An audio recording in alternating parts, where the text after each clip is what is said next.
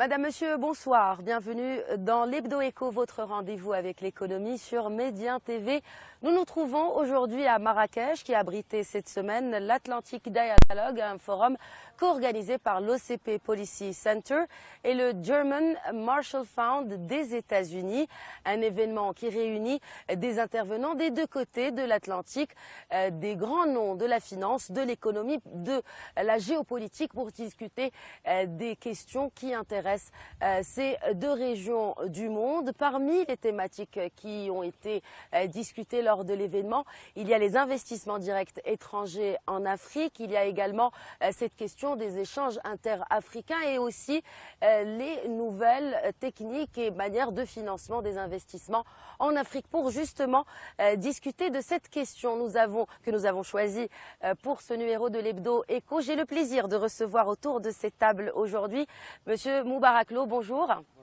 Vous êtes le président de l'Institut Émergence et également conseiller économique en chef du Premier ministre du Sénégal. Bienvenue.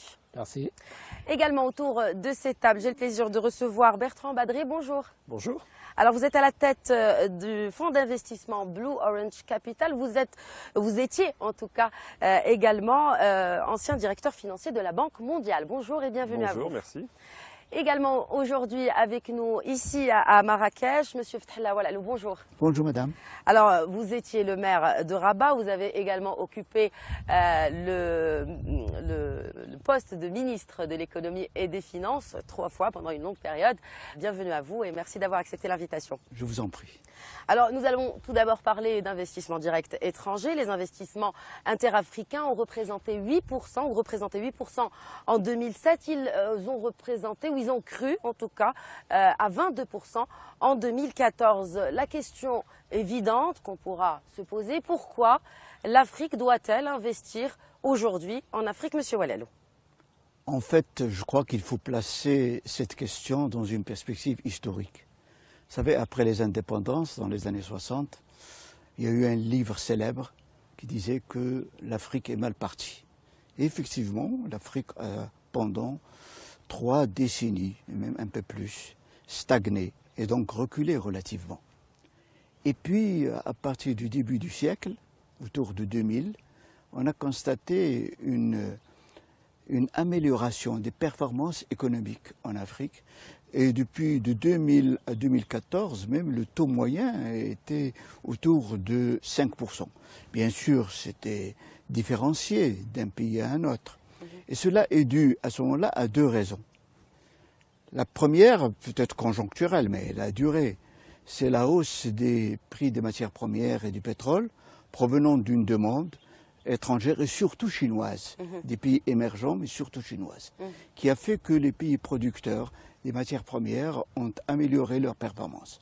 Mais la seconde, qui est encore plus importante, c'est que certains pays africains ont commencé à réussir les réformes structurelles importantes. Et ce qui fait que l'économie africaine dans son ensemble a amélioré ses potentialités, elle a commencé à avoir des ambitions, d'où l'intérêt qu'on accorde aujourd'hui à l'Afrique. L'Afrique est devenue, même disons ces dernières années, un sujet de compétition entre les grandes puissances, les États-Unis, l'Europe malgré la crise, et bien sûr la Chine, mais aussi le Brésil, et aussi l'Inde, et aussi le Japon, oui. tout ça. Et c'est dans ce cadre-là que aussi il faut placer l'intérêt de notre pays pour l'Afrique. Bien sûr, le Maroc est avant tout un pays africain, c'est ses racines, mais il est certain que le Maroc est en train de lire aussi cette évolution que connaît l'Afrique et dans ce cadre-là, lui aussi intervient de plus en plus, notamment par des investissements, par des opérateurs marocains connus maintenant. Oui, alors justement, vous aviez parlé de cette question de matières premières avant, Monsieur Lo. Avant, en tout cas, cette image qu'on avait de l'Afrique, c'est un puits à matières premières. Et là, nous commençons à parler d'un véritable potentiel d'investissement que représente l'Afrique aujourd'hui. pour les pays africains, mais également pour des pays émergents. Mais nous restons sur cette question de pays africains, justement, qui investissent en Afrique. Oui, vous savez, les pays africains doivent d'abord investir en Afrique. D'abord pour la raison de la proximité géographique. Si vous regardez tous les pays du monde, les pays européens investissent d'abord en Europe. Les pays asiatiques investissent d'abord en Asie. Les pays d'Amérique investissent d'abord en Amérique. Donc ça, c'est une réalité mondiale. Parce que d'abord, il y a la proximité qui fait que vous n'avez pas besoin de faire beaucoup d'efforts pour aller investir. Ensuite, vous avez les populations qui peuvent avoir aussi des comportements de consommation assez voisins. Parce qu'en général, pour investir à l'étranger, pour une multinationale, il faut d'abord être compétitif dans son pays. C'est parce que vous arrivez à satisfaire la demande locale que vous êtes compétitif, que vous cherchez maintenant à exporter le surplus qui est disponible, ou bien vous bénéficiez de prix meilleurs à l'international qu'au niveau national. Donc l'Afrique bénéficie un peu de ça. Les pays africains comme l'Afrique du Sud, comme le Maroc, comme le Nigeria, qui sont des pays à revenus intermédiaires, qui ont des ambitions de puissance économique, qui ne sont pas des puissances économiques, mais qui ont l'ambition de devenir des puissances régionales. Ces pays-là doivent d'abord investir en Afrique parce que c'est la proximité géographique. Deuxièmement, c'est plus difficile pour une entreprise marocaine d'investir aux États-Unis que d'investir en Afrique. Ça, c'est l'aspect technologique qui joue parce que pour investir aux États-Unis, d'abord, les prix sont beaucoup plus élevés. Je parle des coûts salariaux, les coûts également d'accès au marché. Ce qui fait que pour une banque marocaine, c'est beaucoup plus productif, en tout cas, dans un premier temps, d'investir en Afrique pour des raisons justement de coûts salariaux moins élevés, mais également pour des raisons de concurrence moins vive. Parce que si vous allez aux États-Unis, dans tous les secteurs, vous aurez des médias mondiaux qui sont présents. En Afrique, le Maroc aujourd'hui a réussi à devenir en Afrique francophone le principal investisseur au niveau bancaire. Alors, dans le domaine des télécommunications aussi, c'est un des acteurs principaux. Dans certains pays, c'est le principal investisseur au niveau des télécoms. Dans l'immobilier aussi, il y a une percée du Maroc. Donc dans ces trois secteurs, on sent qu'il y a une dynamique qui est créée. Oui. Il faudrait maintenant que cette dynamique-là se généralise dans les autres secteurs comme l'agrobusiness, comme la manufacture. C'est peut-être les deux domaines du futur pour les investissements marocains. Nous allons y revenir justement à cette question de secteurs porteurs, en tout cas, qui manquent encore de plus d'investissements, en tout cas en Afrique. Alors, Monsieur Badré, Monsieur Lo a évoqué une question très intéressante, celle de l'investisseur qui vient investir en Afrique. Vous êtes à la tête d'un fonds d'investissement. Vous conseillez les investisseurs justement pour investir. Alors pourquoi, en tout cas, quels sont les arguments que vous avancez à ces investisseurs pour venir investir ici en Afrique? D'abord, il y a un élément de conjoncture internationale qu'on sous-estime aujourd'hui et qui prend deux aspects. Le premier, c'est une des conséquences importantes de la crise financière, qui n'est peut-être pas complètement terminée, mais enfin qu'on a vécue depuis une dizaine d'années, qui a vu, je dirais, un transfert du pouvoir économique et financier, pour être très simpliste, des banques vers les investisseurs institutionnels. Les banques ont fait partie de ceux qui ont été peut-être à l'origine de la crise, mais en tout cas qui ont été très réglementés à l'issue de la crise. Et aujourd'hui, pour une banque, c'est très compliqué d'augmenter ses expositions, surtout quand elles sont un peu exotiques, long terme, etc. Donc les banques sont plutôt en train de se replier. C'est vrai pour les banques européennes, américaines, etc. À côté de ça, on a le développement de ce qu'on appelle les investisseurs institutionnels, fonds de pension, assureurs vie, fonds souverains, gestionnaires d'actifs, qui gèrent aujourd'hui à peu près 100 000 milliards de dollars. Ça, c'est le premier changement. Donc on a un changement très important en termes d'acteurs. Deuxième changement, et on ne sait pas bien si c'est en train d'évoluer en ce moment, c'est les taux d'intérêt. Alors justement, c'est un point important. Oui, parce oui, que justement, parce que ce point de taux d'intérêt, pourquoi maintenant en Afrique, des prêteurs demandent un taux de rentabilité jusqu'à 25%. Or, par exemple, pour prêter à un pays comme l'Allemagne, on ne demande qu'1%. C'est précisément handicapant. C'est précisément ce pourquoi je veux intervenir avec le fonds que je suis en train de créer. Quand vous êtes un assureur vie ou un fonds de pension néerlandais, allemand ou américain aujourd'hui, vous achetez chaque semaine des millions d'euros, de yens, de francs suisses, d'obligations qui vous rapportent au mieux zéro et parfois moins quelque chose. Et donc, vous ne pouvez pas payer les retraites des gens qui ont cotisé chez vous, vous ne pouvez pas payer les primes d'assurance, enfin, vous êtes dans un système que je qualifierais presque de suicidaire. Enfin, si ça dure 5 ans, si pendant 5 ans, les grands assureurs européens replacent à moins quelque chose, vous avez un énorme problème. Et donc, c'est pour ça qu'on a une opportunité extraordinaire pour des pays comme l'Afrique, mais la plupart des pays émergents au monde, à essayer d'attirer une partie de cette épargne. Le problème, ce que vous indiquez sur les taux à 25%, c'est que le marché ne fonctionne pas bien. Le marché du crédit, c'est vrai en Afrique, mais c'est vrai dans la plupart des grands pays émergents, en Amérique latine, en Russie, etc. C'est un marché qui ne fonctionne pas bien. C'est-à-dire quand vous êtes une grande entreprise, une entreprise d'État, ou suivant les pays, ce qu'on appellerait un oligarque en Russie, vous avez accès au crédit international, aux banques de développement. Quand vous êtes une entreprise normale, c'est très compliqué de vous financer dans des conditions qui ne sont pas usuraires, pour prendre un mot. Juste si vous pouvez, comme ça, pour qu'on comprenne mieux, quand vous parlez de ces conditions usuraires. 25%, c'est des taux qui sont extraordinairement élevés. On ne peut pas dire que ça soit un fonctionnement d'un marché normal.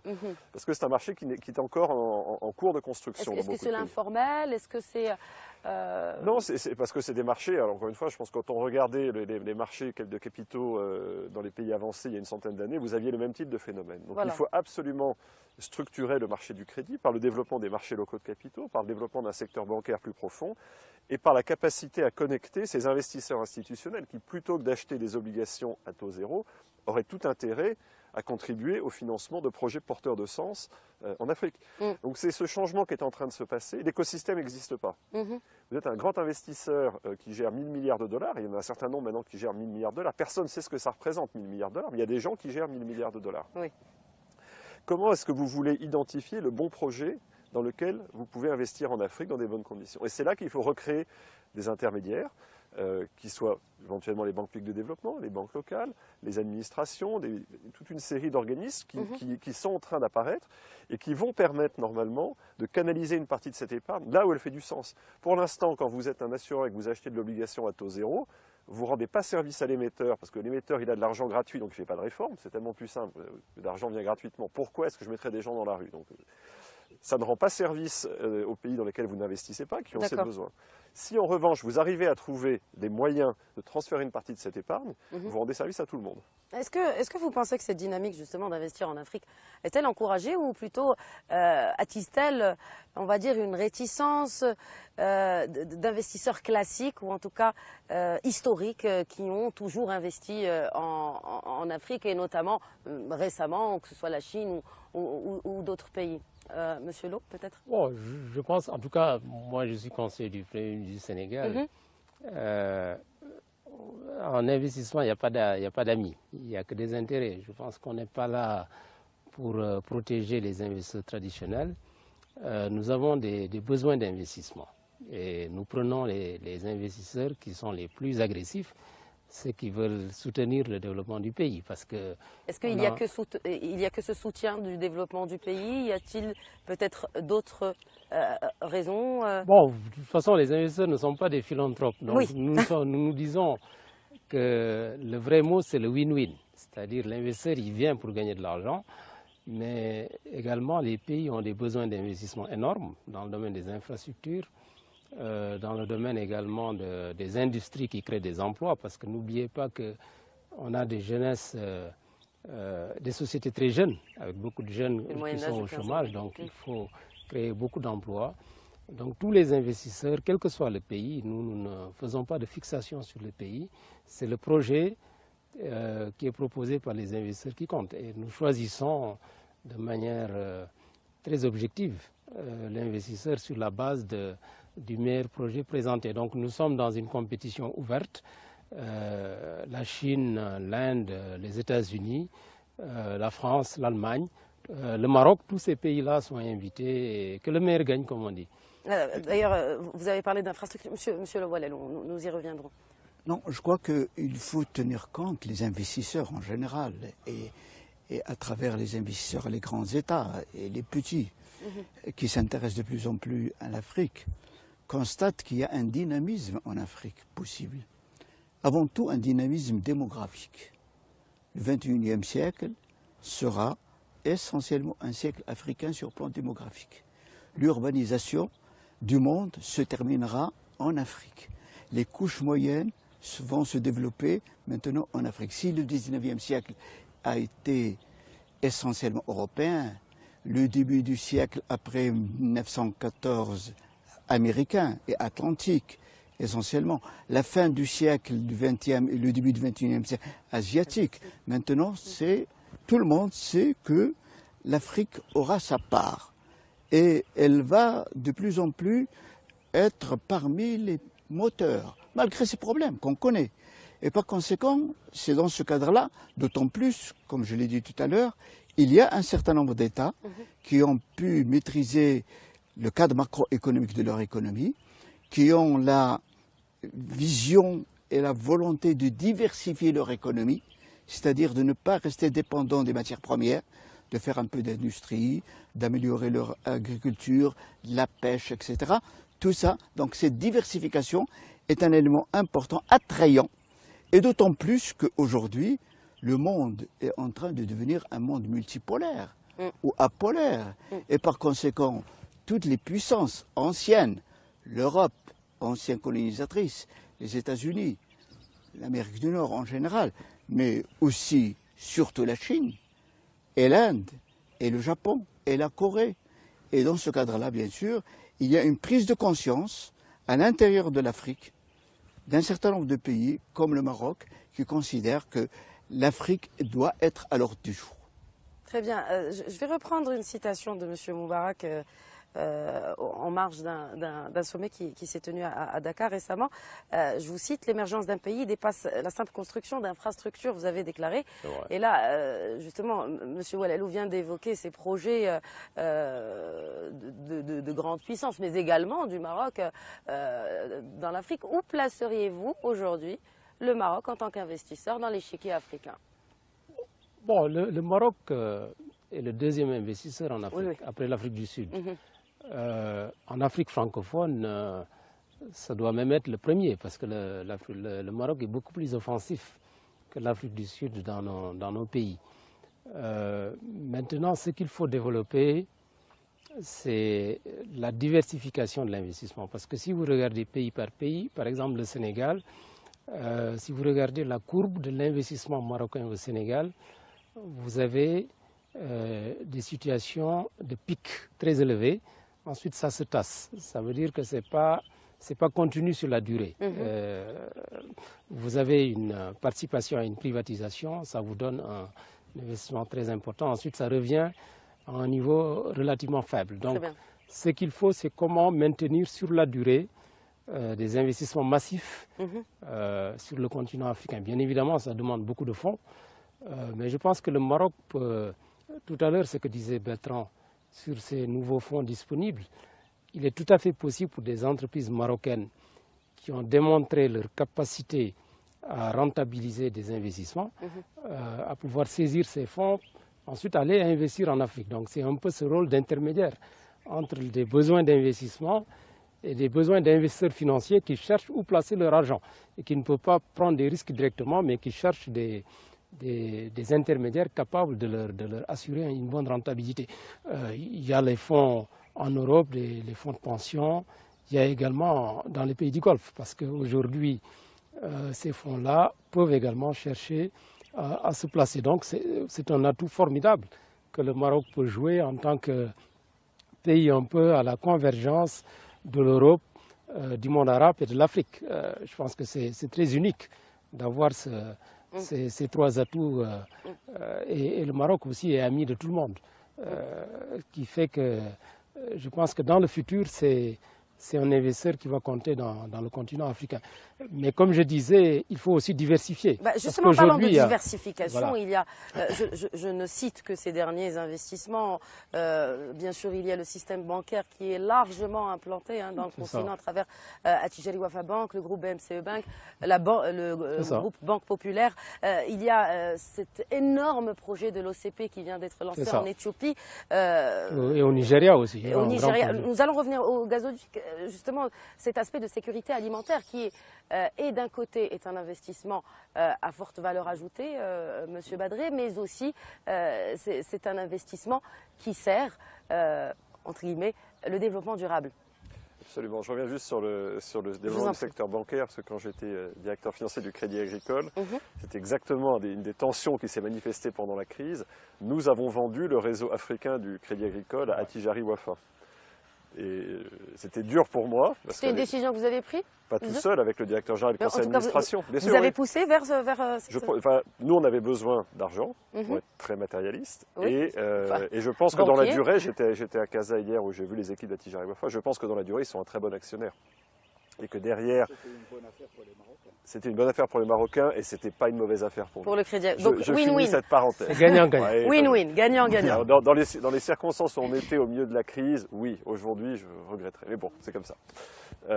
Non, pour revenir sur ce que vous disiez en matière de sécurité alimentaire, mais avant je voulais rebondir sur ce que vous disiez.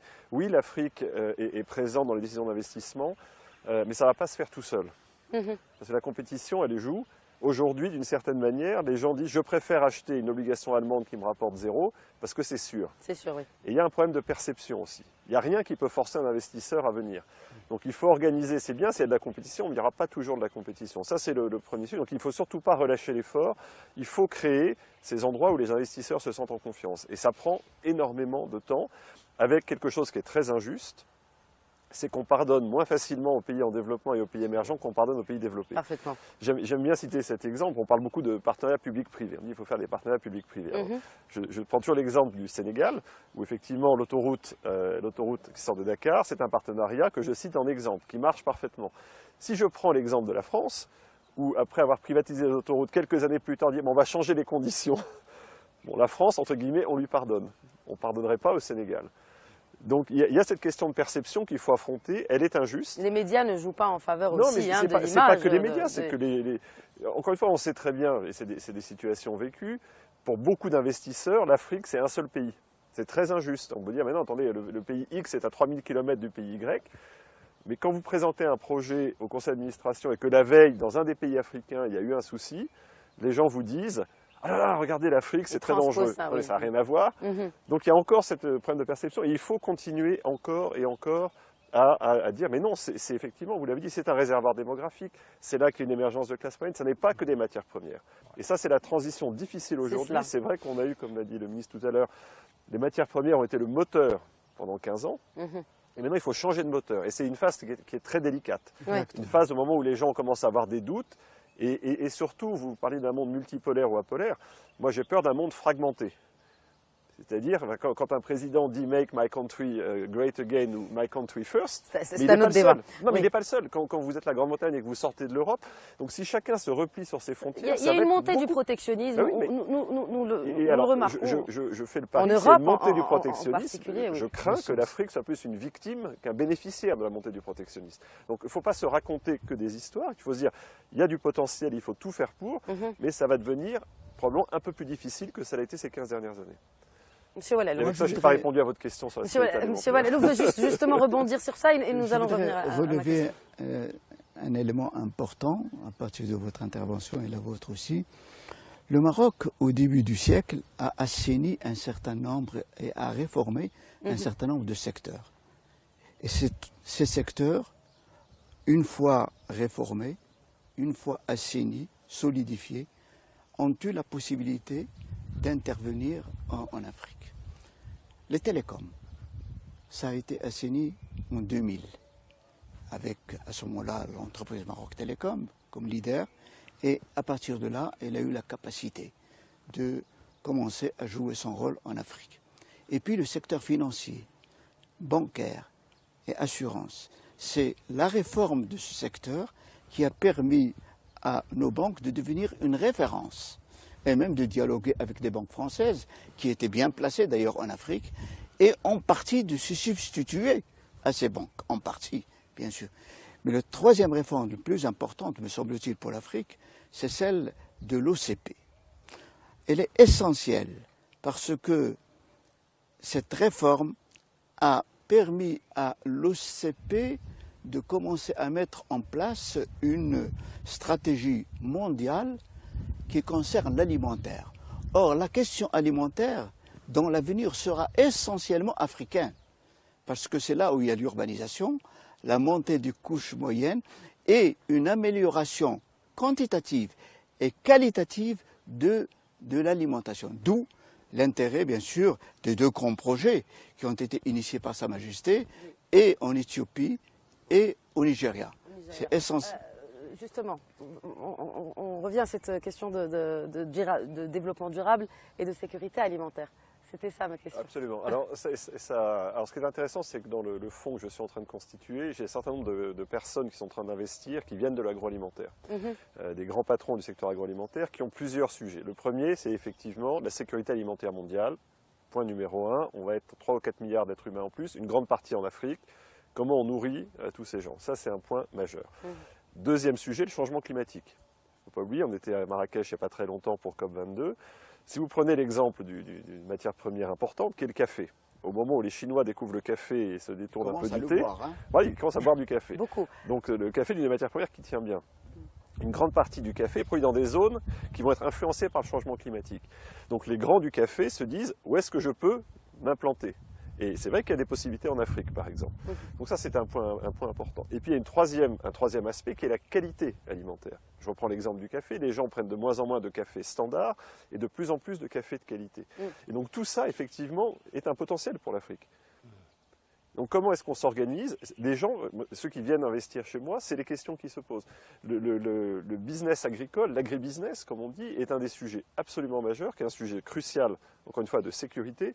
Mais plus que ça, au moment où on ne sait pas très bien quel sera l'impact du changement climatique, et au moment où il y a une tension sur la qualité, que ce soit qualité au sens commerce équitable, ou que ce soit qualité au sens biologique, tout ça est en train d'interagir avec des très grandes interrogations, et des mouvements mondiaux. Les Chinois sont pas, par exemple en Afrique, sont intéressés par les terres arables. Et c'est un sujet qui est hyper sensible, parce que s'il y a dans toutes les cultures du monde un sujet qui est difficile à prendre, c'est la propriété de la terre. Ça, on sait, c'est vrai, c'était vrai absolument partout. Et donc, on va se préparer des discussions qui vont être extrêmement difficiles. Je pense prometteuses et fécondes, mais ne nous leurrons pas, c'est un sujet qui va être extraordinairement difficile et sensible. Alors, il y a ce sujet d'agribusiness, il y a également, qui est très d'actualité, celui du green business, Monsieur Badré, là encore où il y a un énorme potentiel d'investissement en Afrique. Nous allons revenir à cette question et dans le débat avec mes invités juste après cette pause pub. À tout de suite.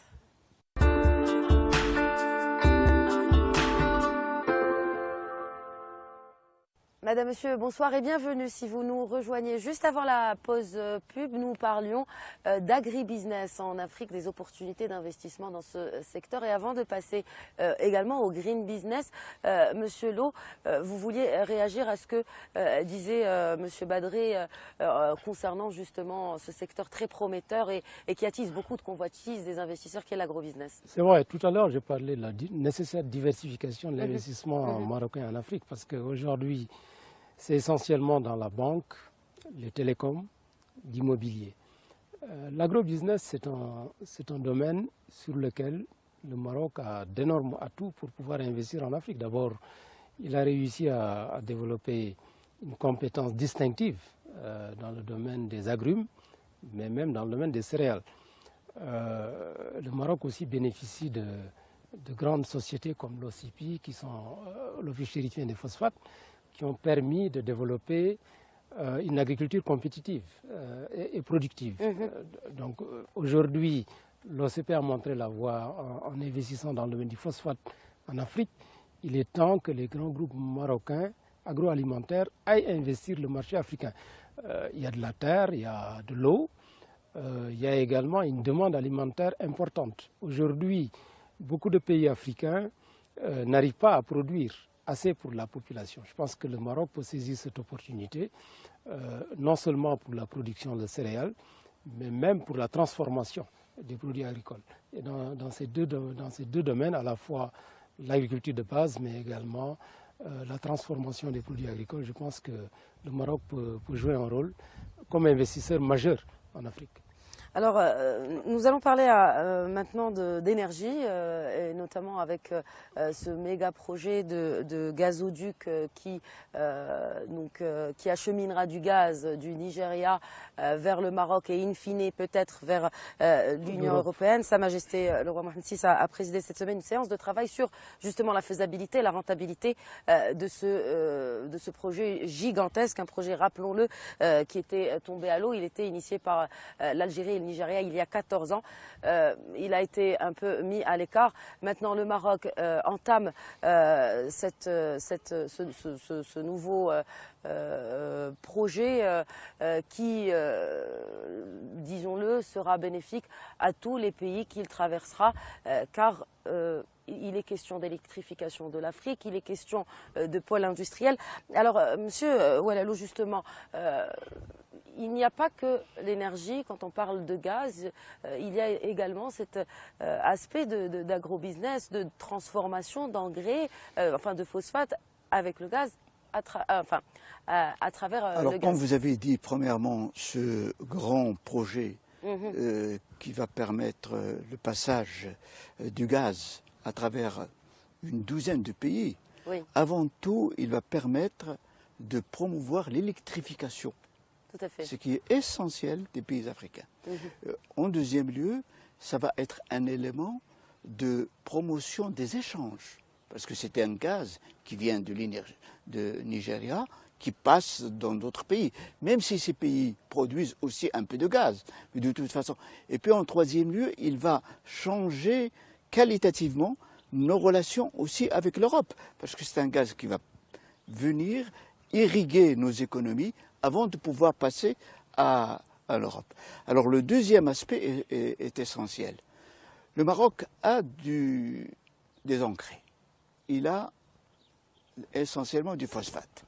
Un certain nombre de pays, notamment le Nigeria et l'Éthiopie, ils ont du gaz.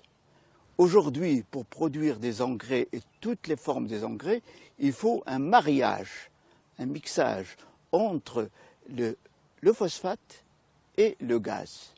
Et donc, ceci va amener à la mise en place d'une stratégie industrielle au service de l'agriculture, au service de l'alimentaire et au service d'une demande alimentaire qui va augmenter d'une façon exponentielle dans la région. Il ne faut pas oublier que, par exemple, un pays comme l'Éthiopie, c'est 95 millions d'habitants. Un pays comme le Nigeria, c'est le premier pays, bien sûr, africain sur le plan démographique. Donc, non seulement c'est des pays riches, mais aussi c'est des pays qui ont des besoins humains sur le plan alimentaire. Et c'est là où ces accords qui ont été initiés par Sa Majesté dans le cadre d'une vision, une vision stratégique africaine du Maroc, comme faisant partie de nous-mêmes, l'Afrique et nous sommes l'Afrique aussi. C'est dans ce cadre-là que ces projets, ces accords vont permettre de changer la nature des rapports Sud-Sud, la nature des relations afro-africaines, et en même temps va permettre d'améliorer la capacité de négociation des pays africains avec nos voisins, notamment européens. Alors, c'est un projet quand même qui est assez important. On parle très important. On parle quand même d'un gazoduc qui s'étendra sur 6000 km. Le plus grand, il s'étend du Turkménistan, il me semble, à la Chine. Il fait autour de 8600 km. Il a coûté 20 milliards de dollars. On n'a pas de chiffre exact sur le coût de ce projet de gazoduc reliant le Nigeria au Maroc. Parlons d'abord de la faisabilité, mais aussi de la rentabilité. Monsieur Walelo a évoqué cet atout d'électrification, mais également l'atout de transformer le phosphate brut en engrais et donc pourra profiter à l'agro-industrie. Comment voyez-vous en tant que financier la rentabilité d'un tel projet, M. Badré? Il y a évidemment une dimension stratégique, panafricaine. Il y a une dimension cruciale qui est un des problèmes majeurs de l'Afrique aujourd'hui, c'est l'accès à l'énergie et à l'électricité. S'il y a vraiment une conclusion très pratique de tous les débats qu'on a depuis des années, c'est que l'électricité est on ne passera pas à un développement de type manufacturier haute si on n'apporte pas l'électricité. Donc c'est un motivateur aussi. Toute une série des pays qui vont être traversés sont des pays qui sont en problème d'électricité majeur. Donc de tous ces points de vue-là, je pense qu'il n'y a pas de souci. Après, effectivement, c'est une question de réalisation. C'est très compliqué de faire ça sur plusieurs pays. Il y aura du public, du privé, des accords qu'on appelle de off-take, à quel prix les gens vont acheter, etc. J'avais un peu travaillé sur le bout mauritanien, qui est le sujet un petit peu sensible, si j'ai bien compris, du projet. C'est des sujets très compliqués, ça fait des années.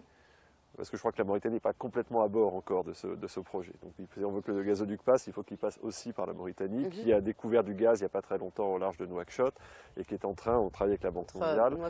La Mauritanie et le Sénégal, l'offshore. Voilà, exactement, il y avait un projet qui était Mauritanie. Assez conséquent, hein. Oui, mais qui est compliqué parce que évidemment c'était impacté par le choc pétrolier, où souvent, quand on faisait des courbes avec un pétrole à $100, c'est pas la même chose qu'avec un pétrole à 50, et comme le gaz est en partie seulement corrélé au dollar. Donc c'est pour ça que encore une fois, il faut avoir une vision stratégique sur ces sujets. Il y aura une part d'investissement public là-dedans. Ça ne sera pas un produit 100% privé. Donc il faudra effectivement, comme toujours dans ces projets, bien attribuer les risques, qui fait quoi, comment. Mais il y a évidemment, pour des projets de cette ampleur, vous parlez de 20 ou 25 milliards de dollars, c'est des montants considérables à l'échelle de n'importe lequel des pays de la zone. Donc moi, encore une fois, je suis tout à fait, y compris avec mon ancienne casquette Banque mondiale, tout à fait à l'aise avec ce type de projets, qui sont ce dont l'Afrique a besoin. Il faut passer les frontières. En tant qu'ancien directeur financier de la Banque mondiale, oui, je pense que c'est un projet faisable. Je ne vais pas vous dire, non, ça ne se fait pas comme ça, c'est faisable. Mais je pense que oui, ça fait du sens. Des fonds qui peuvent ça fait du sens. Ça fait du sens. Ça répond à un besoin. Il faut voir quelle est la part. Je pense qu'il y aura des financements publics, qu'on dit concessionnels, des gens qui apporteront des financements non coûteux, etc. Donc c'est la bonne combinaison de tout ça. Et pour moi, ce qui est important, c'est vraiment de connecter l'Afrique. Quand on regarde, un des gros problèmes de l'Afrique aujourd'hui, c'est que la plupart des pays commercent avec le reste du monde, mais assez peu entre eux. Alors ça change un petit peu, vous l'avez dit depuis une quinzaine d'années, mais l'intégration africaine est un sujet crucial. C'est un sujet crucial. C'est quand même là que vous amortirez les problèmes de dépendance aux matières premières, par exemple. Alors pourquoi l'Afrique ne consomme-t-elle pas ce qu'elle produit et consomme ce qu'elle ne produit pas, Monsieur Lo? Bon, d'abord sur le gaz, je dois ajouter que le Sénégal est devenu, en tout cas, l'un des grands potentiels en matière de production gazière. Parce qu'on a fait une grande découverte et on espère que d'ici le début de 2020-2021, on va commencer l'exploitation. Donc nous ne serons pas simplement consommateurs du gaz qui viendrait du Nigeria, mais nous allons sans doute brancher notre gaz pour pouvoir l'amener vers le Maroc, l'amener vers l'Europe et vers le sud du Sénégal, donc vers d'autres pays, les pays du Golfe de Guinée. Pourquoi l'Afrique ne consomme pas ce qu'elle produit? C'est d'abord une question de lever des contraintes pour le développement du commerce intra-africain. Parce qu'aujourd'hui, il y a d'abord le coût du fret. Vous savez, pour exporter d'un pays à l'autre, il faut transporter le produit. Et souvent, c'est le transport maritime qui est le moins cher. Et figurez-vous que entre deux pays, parfois, vous êtes obligé d'amener le produit jusqu'en Europe ou jusqu'au nord pour pouvoir le redescendre sur le continent. Ce qui fait qu'il est beaucoup moins cher parfois de transporter un conteneur de la Chine vers un pays africain que de le transporter d'un pays africain à un autre. Donc c'est cette déficience d'infrastructures maritimes, de liaison. Ensuite, il y a le manque aussi d'infrastructures ferroviaires, parce que tous les pays ne sont pas côtiers. Il faudra développer également des infrastructures ferroviaires pour que, à partir du Nigeria, il soit possible de transporter jusqu'au Sénégal des produits. Aujourd'hui, il y a un grand projet entre la Côte d'Ivoire, le Niger, le Burkina Faso pour développer des infrastructures routières. Dans le domaine routier aussi, il faut bâtir des autoroutes capables aussi de développer le transport par voie routière. Donc voilà un peu toutes ces contraintes qui font que le commerce intra-africain n'est pas développé. Vous avez deuxièmement le problème de la monnaie, parce que figurez-vous que vous n'avez pas souvent de convertibilité, donc vous êtes obligé de passer par le dollar ou par l'euro, et ça joue sur bien évidemment la compétitivité du produit. Selon vous, je parle encore une fois financement, quelle coalition entre communautés justement sud-sud dans le financement pourrait-on envisager, imaginer pour un partenariat gagnant-gagnant? En tout cas pas partenariat, mais en tout cas pour pousser justement à mieux financer ces projets. C'est pas seulement une question financière, je pense que c'est une question de partage d'expérience. Ça, c'était une des grandes nouveautés. Quand on était en l'an 2000, on a eu le grand sommet du millénaire aux Nations Unies, et on disait voilà, on va avoir des objectifs. C'était la première fois que l'humanité se donnait des objectifs partagés. Bon, super.